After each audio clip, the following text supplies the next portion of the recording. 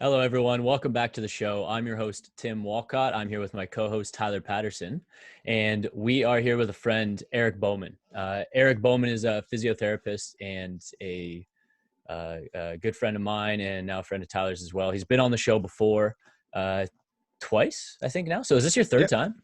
Yeah, this is number 3. Yeah, nice. So back for your third time for episode 59. I'm going to throw it over to you, Eric.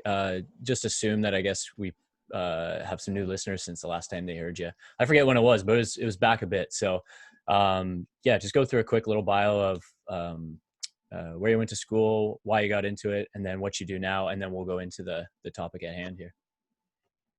So I am a physiotherapist and strength and conditioning coach. I did my Bachelor of Science in Honours Kinesiology at University of Waterloo, and I'm involved with guest lecturing and teaching there. And in between undergraduate and physio school, I got a research grant at the University of Waterloo, studied exercise and osteoporosis with Professor Laura Gregorio for a summer prior to starting physio school, and then graduated at Western University in 2015.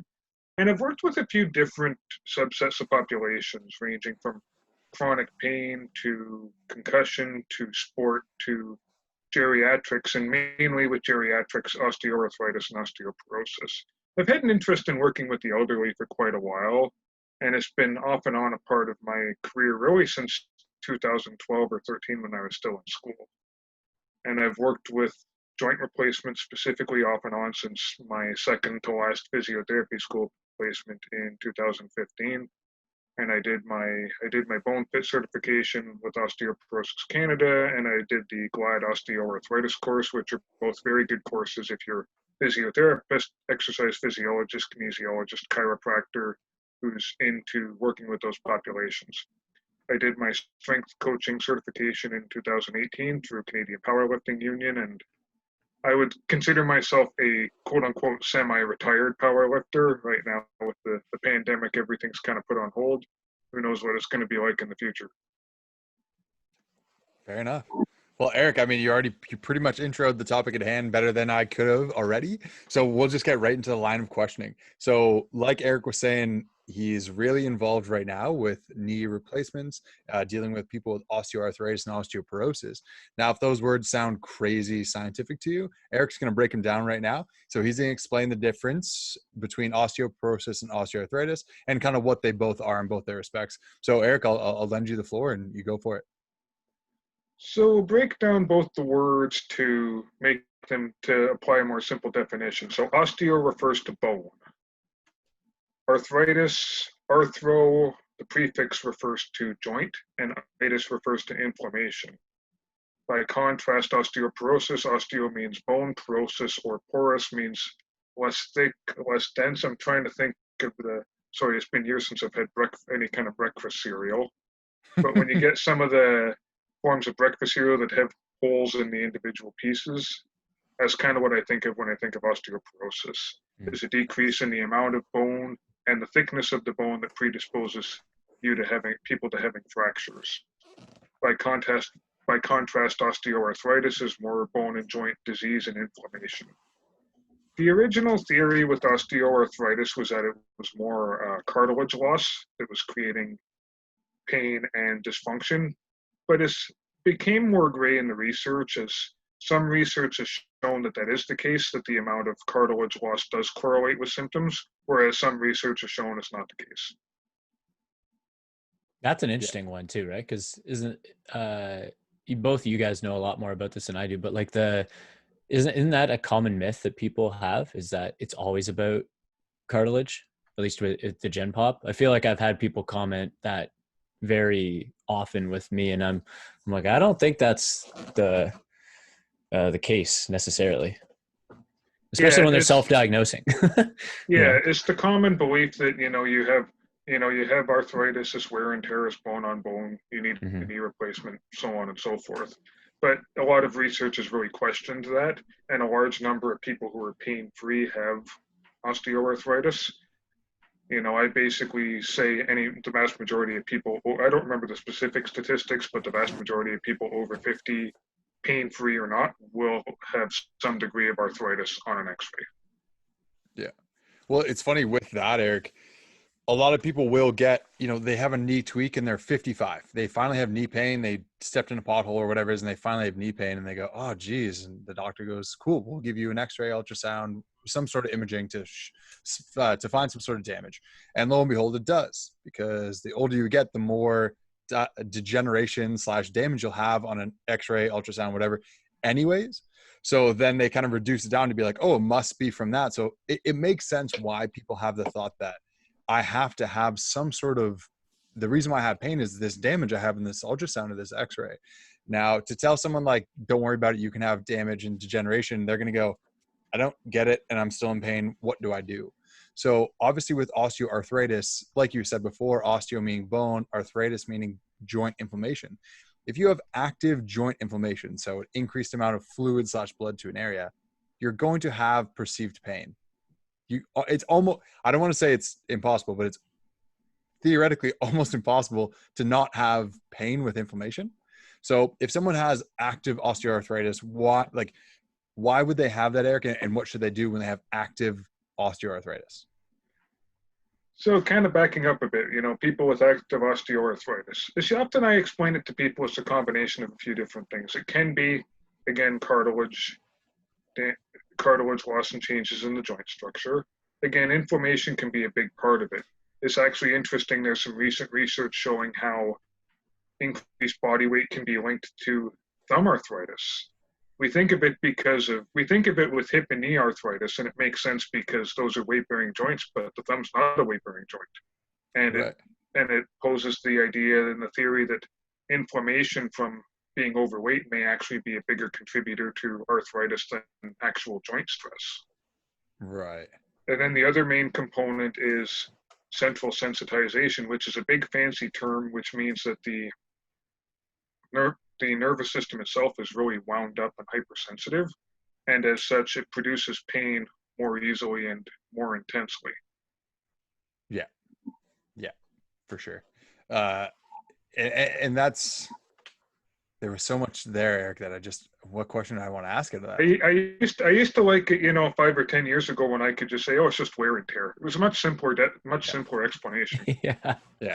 Well, what's your thought, Eric, on, because this is, I don't really have an answer for it, obviously, the reason why I'm asking you, and I don't know if the science would actually have an answer, but what are your thoughts on someone that's really active, played a bunch of sports, versus a person that sat on a couch for their whole life, and the active person has joint degeneration, but so does the inactive person? What do you think about that? Do you think someone's more likely to have joint damage and degeneration the more active they are?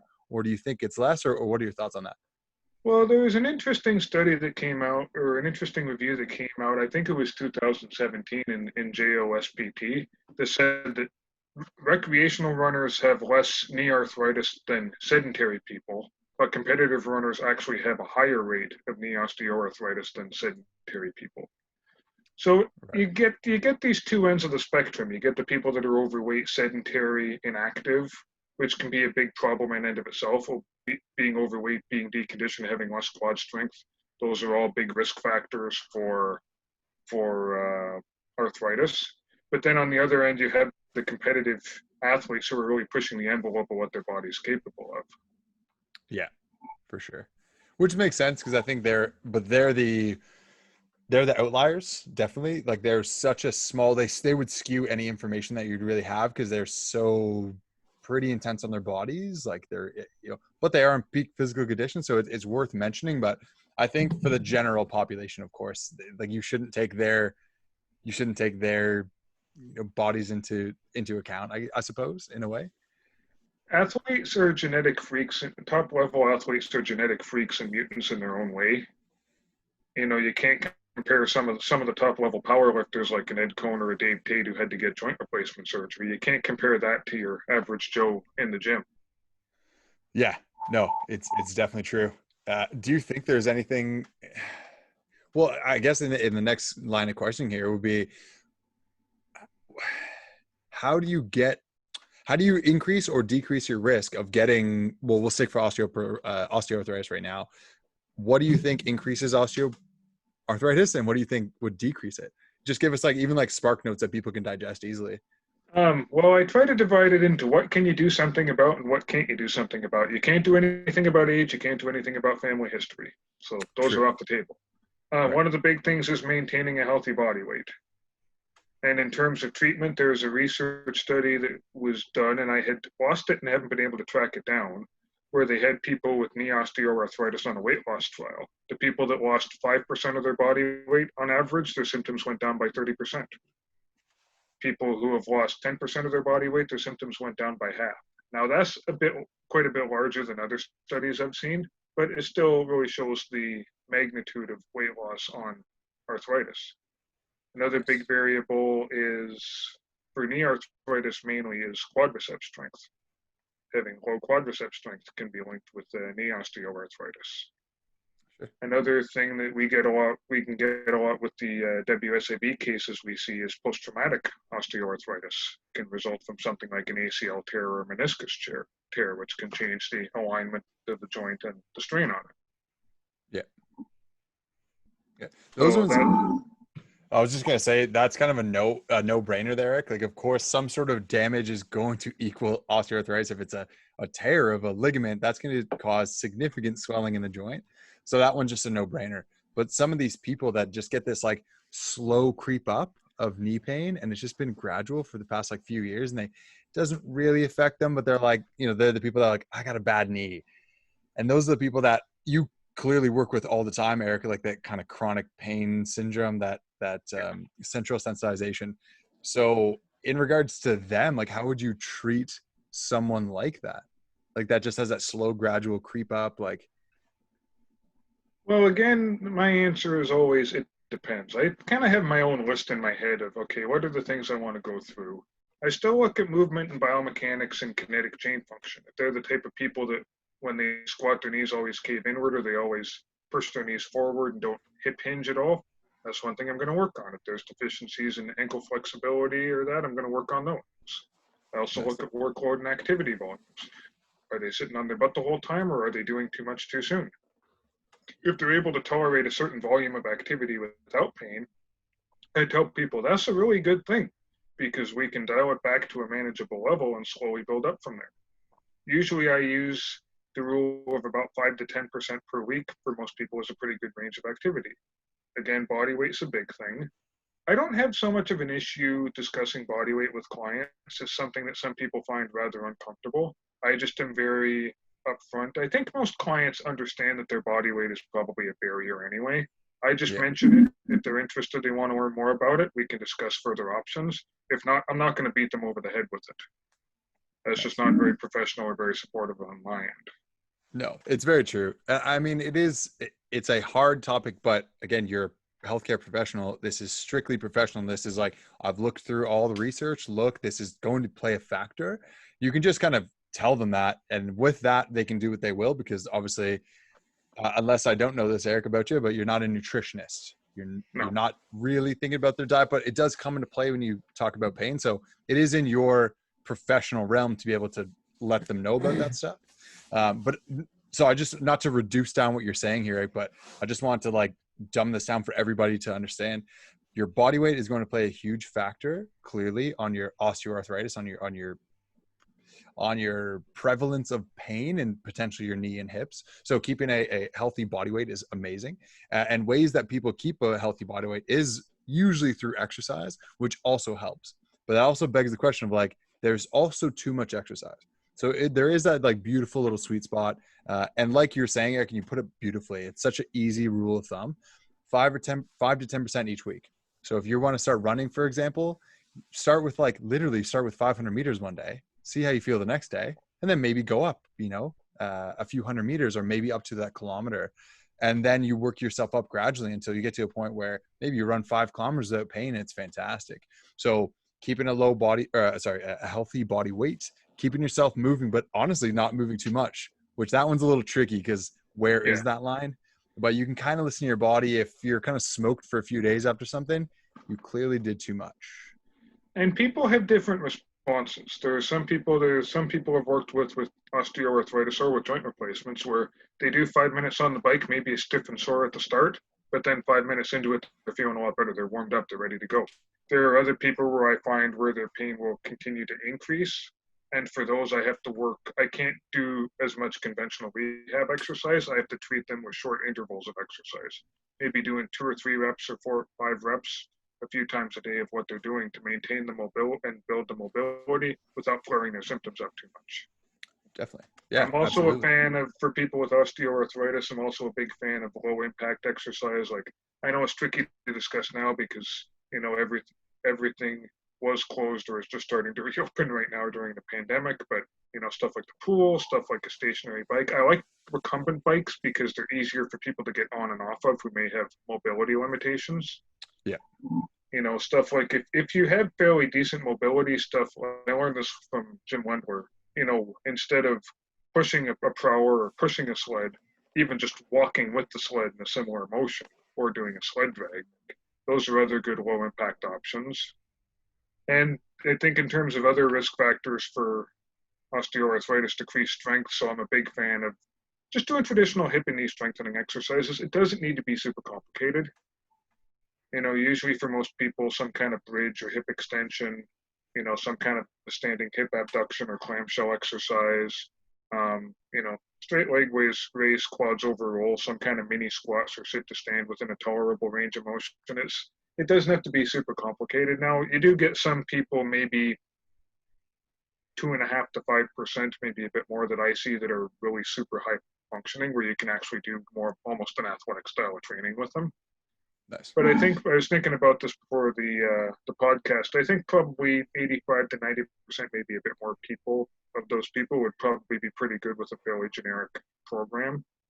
Yep. As long as they don't have major mobility limitations or major other health barriers that you have to account for. Like, there's one client I worked with, this was quite a few years ago, and she had osteoarthritis for a while, and she had let herself get so deconditioned, she was so inactive, she didn't even have what we call grade 3 muscle strength, which is where you could move your leg through a full range of motion against gravity. She couldn't even do that. Yeah. So for her, I had to do stuff lying on her side where gravity wasn't a factor, and then work her up to anti-gravity exercises. Right. Which is wild. And it stands, I just wanted to outline something there, Eric. Like, it's a great point with what you were saying, where something pretty generic is going to help most people. There's been countless research articles that just, they take specific knee exercises where someone goes, if they have this pain, they have to do this. And then they just give someone a generic workout routine, and they see similar, if not better results in just the generic. So if anyone's out there being like, well, geez, like, I don't know what exercise to do or what to give to my clients, doesn't really matter, as long as it, of course, is targeting the muscles that you're trying. But like, you know, doing a squat versus doing like some crazy hack squat with like one leg pushing one way, like, you're going to get quad activation with just squatting. It doesn't have to be fancy. So just in case anyone out there was kind of freaking out about what to do, it can just be pretty generic, and also whatever they can tolerate and whatever they enjoy. You can make it fun. You increase their buy-in if you make it enjoyable, and what they can do. Of course, you're not going to make them do something they can't just because you read in a textbook once that it's good for knee functioning or good for osteoarthritis or good for, you know, just quad strength or whatever it is. So I just thought it would be worth adding that in there. And that's where the magic is when it comes to exercise selection and specificity. It does matter based on their tolerances, based on their goals, based on their physical capabilities. And I was seeing this today. Lars had a good post from Derek Griffin talking about how exercise for principles for strength are different than those for pain. And I would agree. I can't argue with that whatsoever. But the caveat that I have is a lot of the clients I see with pain are also horribly deconditioned, and their fitness levels may not match the activities they want to get back to. So that's where I still believe there is the role for specific exercises for specific adaptations and specific tissues. For sure. Yeah, there's probably some overlap there. And in terms of tolerance, I usually tell most people a small increase in pain is okay. You know, it should come back down within 24 hours or less. Some people, again, will do better even better after they've been warmed up. That leads me to a question I had, Eric, with you saying about the, you know, recommending to them that be comfortable with maybe a little bit of an increase in pain that might happen, and that's okay. Have you found that specifically dealing with people who have symptoms that are creating a barrier to exercise, have you found that their beliefs, negative ones in particular, are like a big barrier that's not letting them actually be able to do the work, you know? On occasion, more so with post-surgical joint replacements versus non-operative arthritis. Usually non-operative osteoarthritis, I can usually modify the exercises in some way, whether it's changing the sets and reps, the range of motion, the type of exercise, to where I can get buy-in. With Okay. joint replacements, I find that there are three groups of people that struggle. The first are the ones that don't want to do their exercises. The second are the ones that are afraid to move their knee or their hip because they're afraid to damage it, and that's where a lot of reassurance comes in handy. And the third, which are the ones that I find are the trickiest, are it just hurts too much to move it and they don't want to do it. And I find Peter O'Sullivan quoted this, and this is a combination of some of the research he cited plus my own experience.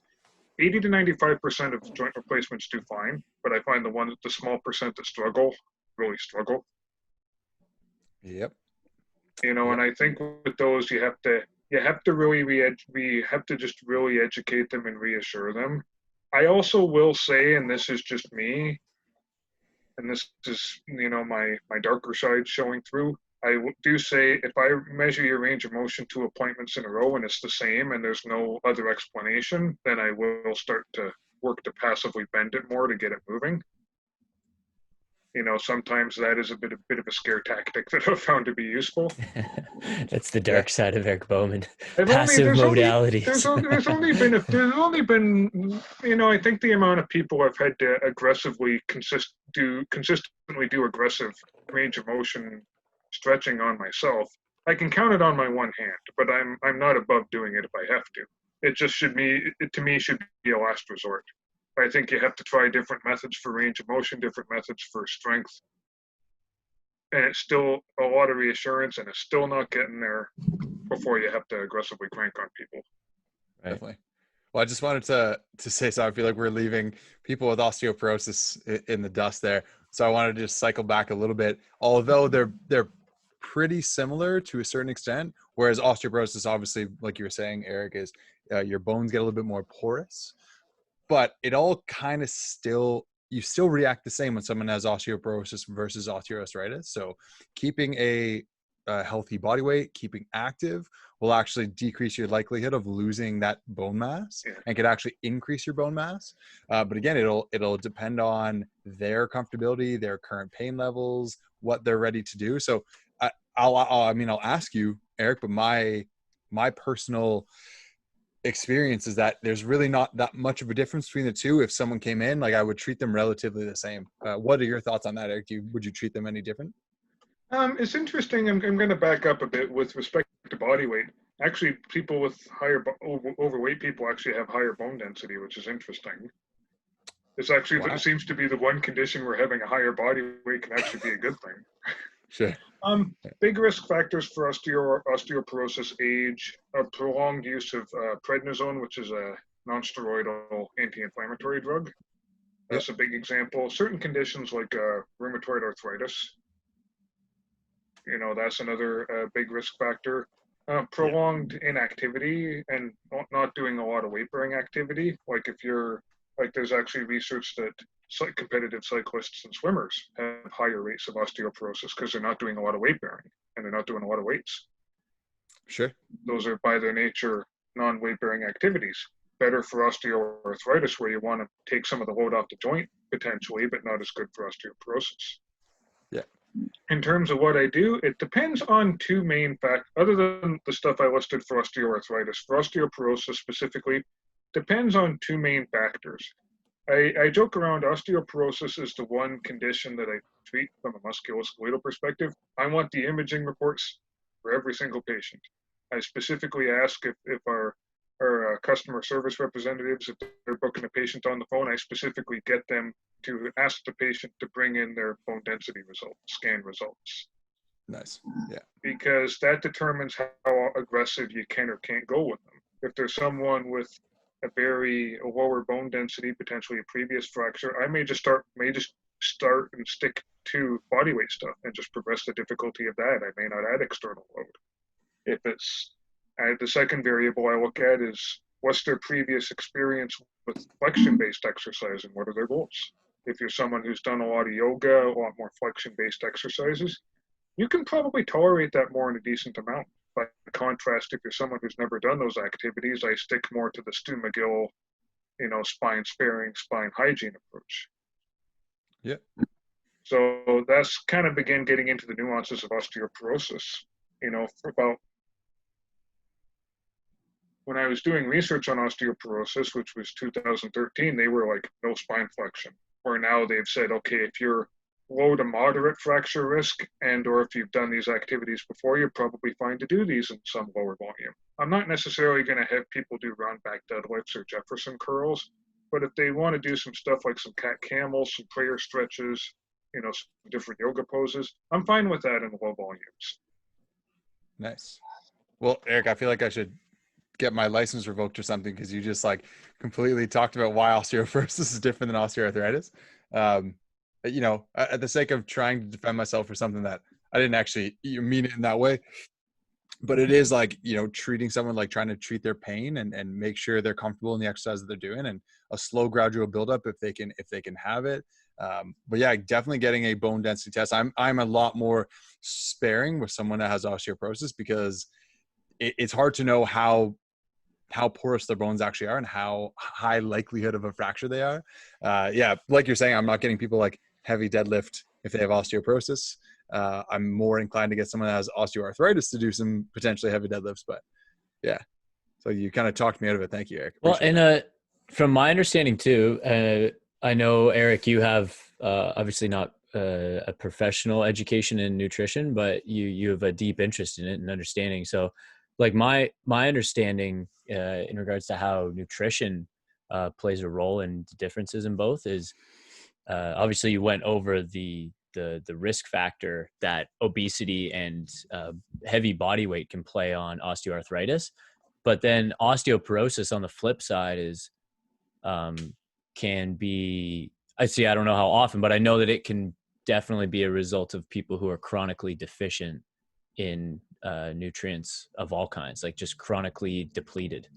I know now these would be, I don't want to pretend that these are the majority of people, so they're probably anomalies, but when I've been reading about stories of certain people, they've often been the type of person who doesn't sleep a lot, barely eats, and drinks a lot of caffeinated beverages.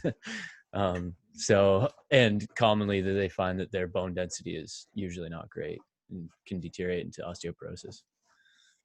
Yeah, caffeine I don't know as much about. It's interesting with calcium and vitamin D. There's a systematic review that came out a year or two ago where it actually said supplementation didn't really affect fracture risk. I think nutrition matters. I think nutrition matters a lot in terms of general health. I think it matters more at that very low bone density level where you can fracture with anything like a hug or a simple physician exam, which I have heard stories of that happening to people. Jeez. But probably for the vast majority of people with osteoporosis, I certainly still say, yeah, I always preach, get a blood test, talk to your doctor, figure out what nutrients you're deficient in and develop a plan for that. I also think, without getting too far out of my scope of practice, I think most elderly people need to eat a bit more protein. Yeah. Or in general, a lot of elderly folks, I think, end up just not eating enough and then they become frail. That's where you get the frailty from. Yeah, it's a very big issue with the elderly. Oh, this was what I was going to say. The big thing is working on, and this is relevant too with osteoarthritis and joint replacements, is working on balance. And I'm also a big believer in not just assessing static balance, but also dynamic balance. I like the dynamic gait index or functional gait assessment. It's a very quick test. You see how people do with accelerations and decelerations and gait, doing stairs, walking with head turns, doing quick full body turns. So it's a form of balance testing that correlates more to day-to-day stuff. I find some people, especially, I've seen this with both this demographic and also with my people with concussions, they get very antsy about balance testing. And, you see them, you're talking to them casually, you're both standing up, they're doing fine. But then when you get them to stand with their feet together and you're formally testing them, they're all over the place. But then The they'll do pressure, but then performance they'll do anxiety. but then they'll do a dynamic gait test and or dynamic gait index, and they'll get 23 or 24 out of 24. Jeez. Yeah. So these are just kind of these things I learned from these populations. Definitely. With all this being said, Eric, and you're clearly working on people that have this. Why would a person need to get a total knee replacement? So, is it more likely in a person that has osteoarthritis, or more likely in a person with osteoporosis, or I mean, just talk about the first question, obviously there. I feel like I always ask like 5 questions at once. Why would a person need to get a total knee replacement? Joint replacements are for more advanced osteoarthritis where, they've done, and I always encourage people, do the right things first. Work on your body weight, work on your nutrition, work on your sleep, work on your strengthening and cardiovascular exercise. And then if it's not having the desired results, then a joint replacement may be the route you need to look at. True. Because it always like made me wonder, it's, people can have damage on an x-ray or an ultrasound, all that stuff, and not need to get one. And then some research articles will actually beg to differ. Like people that did what you just said, like focused on sleep, nutrition, exercise, great gradual exercise, they got just as good, if not better results than the people that got surgeries. But my thought would be, if someone has like an osteonecrosis or something, they actually have a bone death where like the bone's actually like starting to disintegrate. That's when I'm like, probably need a replacement and get something that's not doing that, because then you get little bone chips floating around in your joint and your synovial fluid and getting stuck in your meniscus. That's not great. So that's people that would definitely get it. But I've just seen some people get a knee replacement when like, I don't know if it was really that necessary, and they get it and they're kind of worse off. And it really makes me sad. So that's why I was like, not that you would refer out to a surgeon of some kind, Eric. So I'm not asking you to be like, okay, outline why a person would get it and when, but I was just wondering your thoughts there, and if you think it's efficient for the most part. And knee and hip replacements of all the orthopedic surgeries out there, I think they're some of the ones that have the best evidence base supporting them. But kind of like what you said, if there is a significant joint derangement that is physically blocking the joint, obviously that can be a big issue. Osteonecrosis, that's an interesting example. I worked with one guy who had that in his hip, and I think he was 30 or something when he got his hip replaced, like very young. Right. You can also see that joint replacements, not so much in the knee, but more in the hip and the shoulder from trauma, like fractures, falls, or one of our surgeons I don't remember if he was ahead, but he was lined up to, and it got canceled. He was going to do some missions work in Haiti, where he was doing joint replacements on people that had gunshot wounds. Wow. You get hit by gunshot or shrapnel or that, joints, femur's busted, got to replace it. Yeah, which that makes sense. That is like obviously the examples of like you would get it and you would need to in order to continue living life to a better, an enhanced quality of life for sure.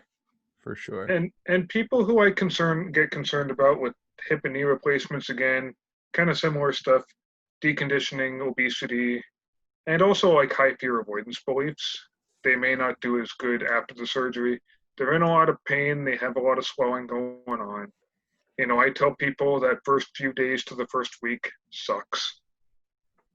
Yep. I do think sometimes you have to tell patients it sucks to normalize that first part and think, oh, okay, I can breathe again. Yeah. I just did an Instagram post on this not so long ago, and I talked about being realistic with your patients. You got to tell them like, listen, this is the average healing time for something that you like, for what you have going on. This is what I expect. It's reasonable to expect these sort of results after this amount of time. And it gives them a thought of like, okay, I am not broken if it lasts longer than a few weeks, because no one wants to be in pain at all for a day. So to think you're going to have to tell someone like, listen, like you got some inflammation. It's going to be 7 to 10 days before this really starts to like stop really making you have a ton of pain. So definitely being realistic is the first step. And I appreciate that you do that with people, Eric. Yeah, I find now, and this is one of the changes I've made really since I last saw you, is really trying to be upfront and realistic. And having those difficult conversations sucks, but I think a lot of patients appreciate it more, knowing what's realistic and what's transparent.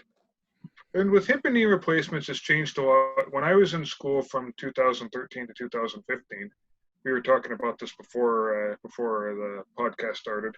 People would be in the hospital for 4 or 5 days afterwards. They were just starting to phase that out when I was finishing up school.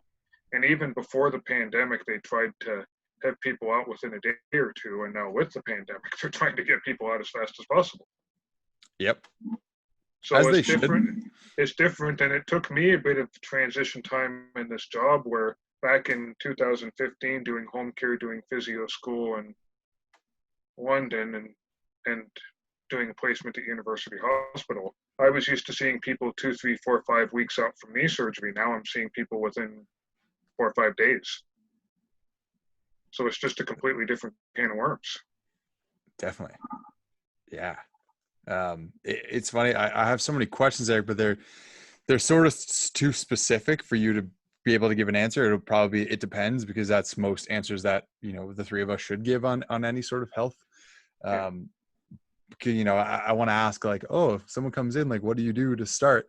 But if someone has, God, I don't even know how to word these questions because they're so, without trying to make them specific.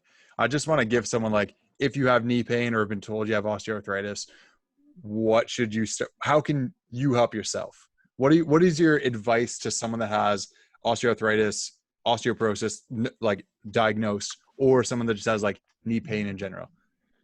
So I would say if you're able to, with osteoporosis, that's an easy one. I did the Bone Fit course through Osteoporosis Canada in 2016. There's actually a site, and this again applies to people in Canada. There's a site called you can Google Bone Fit Provider and you can actually find people who have done the Bone Fit course closer to you and get set up with them. That's how people find me. And the GLAD Good Life with Osteoarthritis in Denmark, there are centers that run the GLAD program, not just in Canada, but all over the world. So if you really want the specific guidance and you're able to afford that, I think that would be the biggest thing I'd recommend to people. Osteoporosis, I hesitate to give a lot of generic advice with it because it's so nuanced based on your prior activity levels and your bone density. Osteoarthritis, I can be a bit more generic. You know, simple things like doing simple strengthening exercises, even with just body weight, some of the ones I mentioned earlier, within a comfortable range of motion. You know, simple things like that. You know, if you have access to a recumbent bike or pool, you know, that stuff's all good, working on the body weight. You know, the stuff I tell people, what I do is not overly sexy. It's rather straightforward when you think about it, but it's just making sure you try to optimize everything you can control. Definitely. Eric, I have a question for you with regards to like the strength training part of it. I think a lot of people, maybe going back to like the fear avoidance thing, a lot of people may be less inclined to do that on their own, which is like, you know, where someone like you could come in handy in that sense, where you can provide reassurance and some professional recommendations for exercise prescription that's right for them. But like, if someone's experiencing symptoms and it's not I don't know not wildly high on the scale, like they can still exercise, but it's definitely uncomfortable. Do you think that it's irresponsible for them to push through on their own?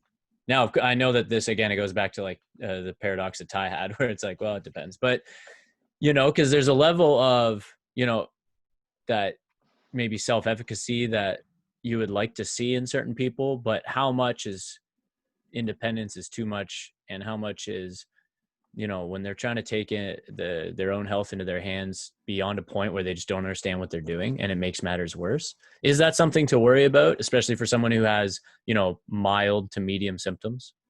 It depends on the person. It depends on the person. So I always like to be with people, even just to set a baseline. Because most of the people I see with osteoporosis specifically, I often only see them once or twice. Just because if they don't have any pain, it's more of a functional, give them the guidance and kind of get them moving along. Which is not, I mean, I see the people with osteoarthritis and joint replacements more often than that. But I think it depends on kind of reading the person and the individual. If you're dealing with your type A person who's going to go to town on everything, and like there's one guy who I recently worked with, stands out to me in particular, was doing like 3 or 4, like he would do more exercises for a body part than a bodybuilder would in a workout. Like it was pretty crazy. Jeez. And I'm like, okay, I'm like, okay, let's try to keep this down to 1 or 2 things. You don't need to do 5 different glute med exercises. How dare you? How And dare I you, think Eric? that's where there's a lot of different, and this is important for people with chronic pain and chronic concussions as well. There's lots of different ways to rate symptom level with exercise and what's acceptable. Some people say it should be below 4 out of 10 or 6 out of 10 or an arbitrary number, but if you're starting at 8 out of 10, it's a problem. Some people say it should increase by no more than 2 out of 10 on a pain scale, which is, again, I think is good for some people, especially the ones that may push too hard, but it's not as good for those hypervigilant ones that really fixate on the numbers. Some people use a quota-based system. You do this amount of exercise regardless of symptoms, which I think is good when you set that baseline of what activity is reasonable. It's not as good to start with, but it's good once you found that baseline. But I just like for most people, I just tell most people a small increase in pain is fine. Yeah. And then do whatever they want to do or can do within that tolerance. Yeah. Yeah, a small, which seems reasonable. And I kind of leave it a bit vague on purpose. Yeah. Yeah. Well, and I guess that yeah, I guess you kind of have to. So grading pain levels with exercise, that's another example of one of those things where the concept's there, but how you apply it to the individual may be a bit different. Mm-hmm. Some people may not tolerate any pain. Maybe teaching people, okay, going up to 2 out of 10 increase, like, okay, that's my limit, and you can come back down. Some people who are like, oh, I'm fine with all this, I just tell them to work within a level that's acceptable. That's my 5th option. Yeah. Because even I think about it all the time because I use a pain scale as well, Eric, and I agree with what you're saying. I think a little bit of increase in pain is fine as long as it doesn't like exceed that kind of 24-hour window. But if I came into somebody and they were like, if it goes up 2 points, I'm like, what's 2 points? Like it's so vague that it's like we can say it from being a healthcare professional because we just learned that. But I kind of hazard to use pain scales now where I just go, you tell me if it's too much. I just leave it up to them. You let me know what's too much. And if I feel like they're just really babying it, or if it's really bad and I can't do anything with them, I'll be like, go see a doctor. Like that's perfectly fine if you can't. But I go, a little bit of increase in pain is fine. Just don't go to the point where it's really, really, really hurting. And some people you have to dial back. And I agree with what you're saying. There's some people do 50 exercises. I'm like, whoa, how about we bring it down to like 2? And we don't do it every single day. And quite often I find this with and again, I'm comparing this across the 3 main populations that I work with right now. I find quite often with people who tend to overdo it, there's other big psych barriers, cognitive barriers behind those. They want to be back to where they were before and they have a hard time adjusting it, or they're afraid that if they don't do all this stuff, they're not going to get the results they want. And that takes a lot of reassurance and a lot of buy-in to really trust the process. Yeah. And what I do is I tell them, okay, what we're working towards. So it just doesn't seem like we're just doing these weenie exercises now. There's a progression. I also find that some people tend to overdo it because they're afraid that they're going to look bad or they're going to look lazy or they're going to look like they're faking it in front of their coworkers or their family, which can be a very tough thing. That's kind of outside of my scope to address. But it's one of those examples where I'm going off on a bit of a tangent here where pacing and activity volume, which someone could think is a purely biological or biomechanical measure, can have these other drivers. Yeah, it's true. It's true. All that stuff is so worth saying because it's so complicated. This isn't a test to why everything is so complicated, and we can't give a really general answer.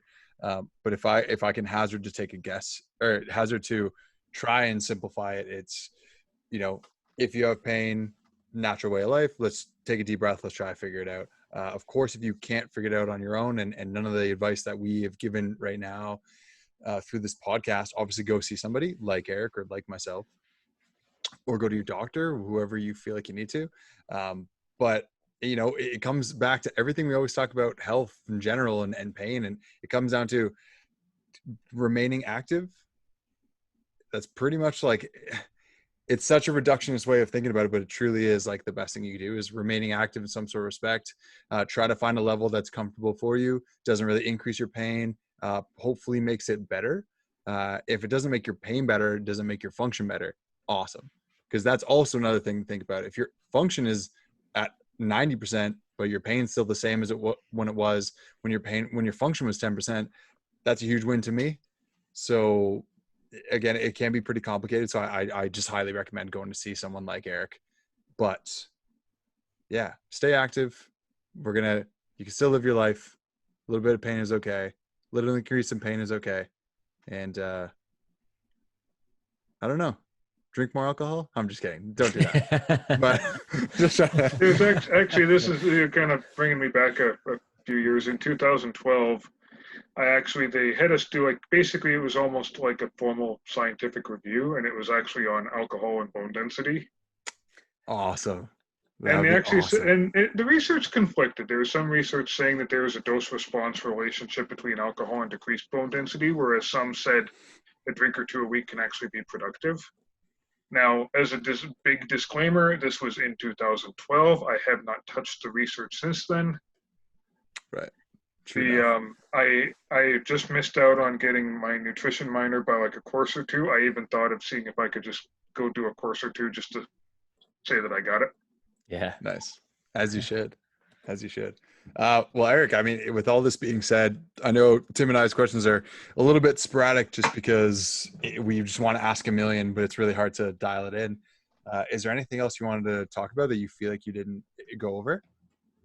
No, I think the main themes with osteoarthritis, healthy body weight, good nutrition, good sleep, managing your activity volume, staying strong. With osteoporosis, it's a lot more nuanced, so it's not something that I can give as generic advice on. I think with osteoporosis and osteoarthritis, big thing is to really find someone who knows what they're doing. Find someone who's really passionate about working with those populations. Because osteoporosis is osteoarthritis is a lot more well-known, whereas osteoporosis is not as well-known of a condition. And a lot of things that apply to traditional back pain don't apply so much to osteoporosis. Fair enough. That's where I get a little bit disgruntled with the people online that maybe don't understand, that are really knowledgeable with the pain science and the stuff on chronic back pain, but they maybe don't understand osteoporosis in general, and they're trying to extrapolate from one to the other. It's a very nuanced subset of the back pain population in osteoporosis. Definitely. Well, I'm just going to hijack the podcast for a sec, Eric, and shameless plug. If you guys do have questions about something like this, nutrition, staying healthy, programming, pain, here at Motus Strength, we have a new Motus Health and Fitness consult. So if you guys have questions like this that you just want to, and it's virtual, if you just want to sit down with Tim or Tyler or myself, Tyler, and have questions about this, and you just want to have an uninterrupted, you get to question us, pick our brain. We are offering that as well. So if you guys have any questions about that, you can message us at info@motusstrength.ca and find all our contact information in the show notes below and everything like that. And I understand that, Eric, you're doing the same as well. So you do telehealth through Altum Health, if I'm correct. Yep, I'm still at UHN Altum Health Cambridge, just across the street from Cambridge Hospital. And yeah, still between about when I ran the numbers this morning, anywhere between about 20% to over 50% of my appointments are still virtual.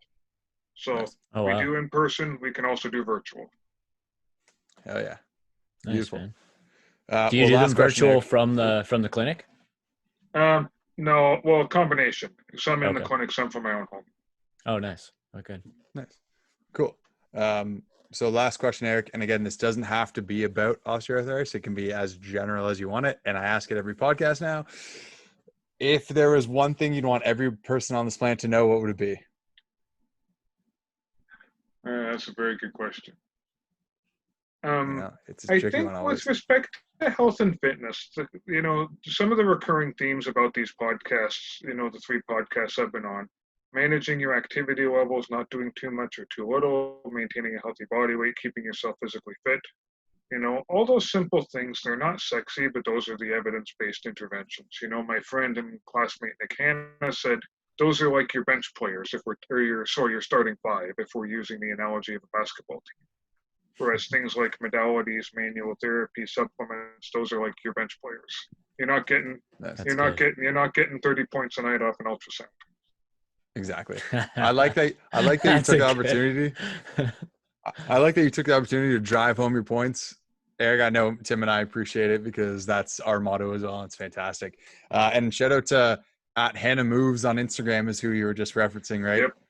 He's got beautiful, beautiful infographics. And he's a pretty funny dude. So And he's got thousands more Instagram followers than I do. He's just left me in the dust. Yeah, he's got 1 or 2 more than I do as well. So we've had a funny dynamic over the years. I've known Nick since 2010. We went to both undergrad and physio school together. We were both top 2 out of 3 in our graduating class. I don't know which order we were in. And we kind of had this fun competition. He was the first one to do a podcast. I was the first one to be in a book. He was the first one to do social media. I was the first one to do my own website. So we've kind of had this interesting back and forth dynamic. You were the first one to be on Between Sets too. Yeah, that's the biggest milestone. You should really put that on your resume, Eric. But I've actually, if there's any one positive I've had from this pandemic period and the lockdown, I think it's kind of made me want to slow down and simplify things a lot more. I've enjoyed not being in the rat race so much. I mean, I felt that way a year and a half ago, and I've slowly downsized what I do, but I think this period's definitely accelerated that. Right. Nice. Yeah, myself as well. I felt a bit of that as well. Forced vacation is nice when you wouldn't take it yourself, Yeah. Yep. For sure. I'm with you. Well, Eric, I can't thank you enough for coming on. That was amazing. I know that was a lot for everyone to hear because it's a pretty nuanced topic, and we got a little scientific. But I hope people took something good out of this as well. And that's great. I just can't thank you again for coming on, Eric. It's the third time is definitely the charm. And if people have questions, they can always find me Facebook, Instagram, Big Eric Bowman, EricBowman. Or my kind of not work email, but I call it semi-professional email is ericccbowman90@gmail.com. If people want to ask me more specific questions. Beautiful. That's awesome. Anything else there, Tim? No, that's it. Sweet. Well, thank you guys for listening to the Between Sets podcast. We really appreciate you listening. Please subscribe, rate, and review wherever you're listening to, and tell your friends and your dog and your grandmother about this, because they're bored at home right now, so they need to be listening to us. That's it. All right, guys. See ya. Thanks for listening. We'll catch you on the next one.